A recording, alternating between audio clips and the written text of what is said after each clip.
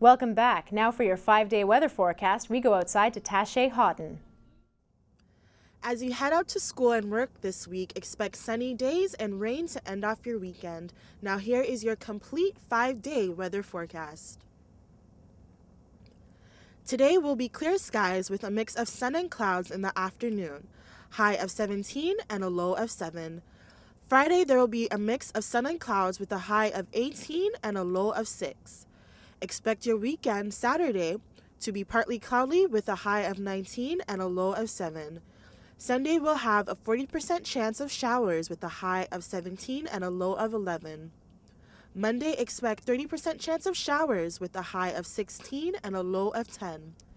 Enjoy the rest of your weekend. Back to you in the studio.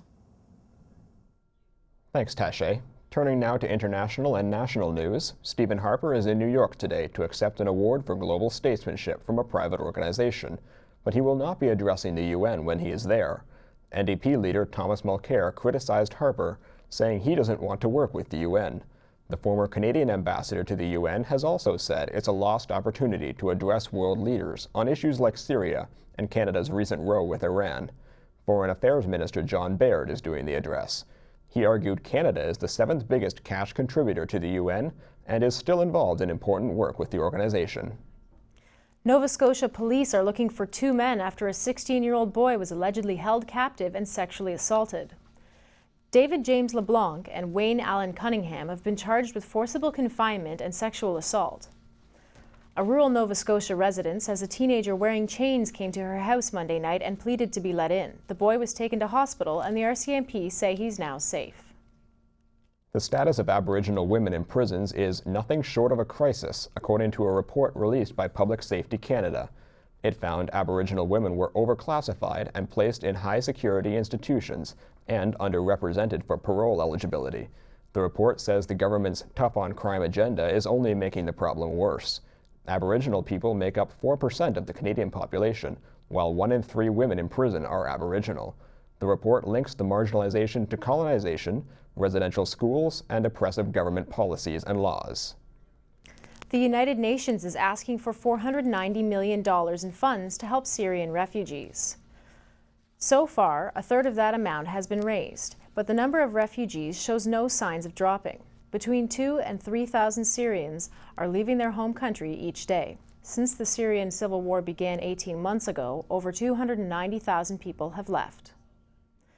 The people are fleeing into Iraq, Turkey, Lebanon, and Jordan. The UN says there could be more than 700,000 refugees in need of help by the end of this year. A new poll shows President Barack Obama is 10 points ahead of Republican hopeful Mitt Romney. Both Obama and Romney were on the campaign trail in Ohio yesterday, where statistics say Romney could use a victory. In fact, no Republican has ever become president without a win in Ohio. The survey by Quinnipiac University also shows Obama to be ahead of his rival in Florida and Pennsylvania. Election Day in the U.S. is 6 weeks away on November 6th. Cosmetic surgery is at a new level in Japan, where people are creating bagel shapes on their foreheads. The 2-hour procedure involves a technician injecting 400 units of saline solution into the recipient's forehead. The bagel lasts approximately 16 hours until the saline is absorbed into the person's body. Recipients say it stings and feels like something is dripping down their head. Extreme body modification is popular in Japan. And now with your sports news, here's Elton Hobson.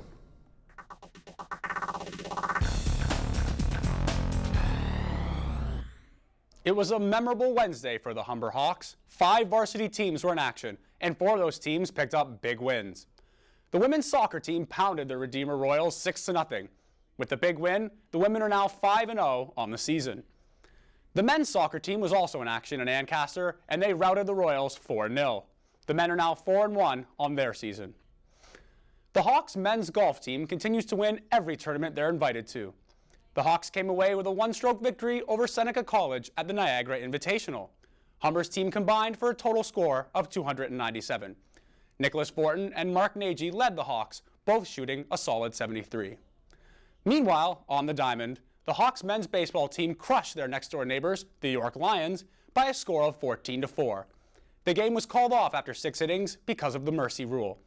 Next up for the Hawks is a 2-game series in Oshawa against the Durham Lords. The Humber men's volleyball team also played York University, but they weren't as lucky as the baseball team. The Hawks opened up their preseason with a close loss to the Lions. Both teams exchanged sets until the 5th, where York took it 15-11. And now, turning to pro sports. Football fans across North America can breathe a sigh of relief today. The National Football League announced it reached a tentative agreement with the referees union late last night. The NFL's regular referees have been locked out since June in a dispute with the NFL regarding compensation.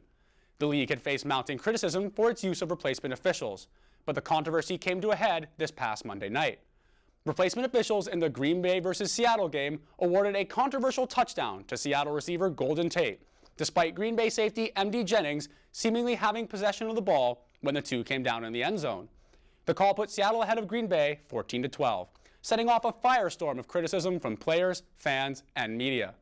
The deal calls for increases in the referee's salary from $149,000 a year in 2011 to $173,000 a year in 2013. The regular referees will be on the field for tonight's Baltimore versus Cleveland game.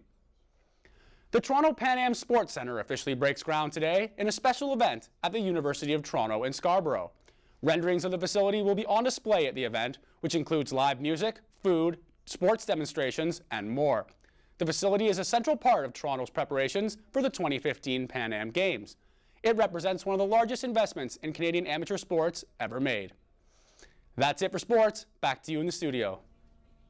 Thanks, Elton. After the break, we'll get the latest in entertainment from Knee Too Thinned. In entertainment, Canadian rock artists get recognized and a Pink Panther actor has passed away. All that and more after the break.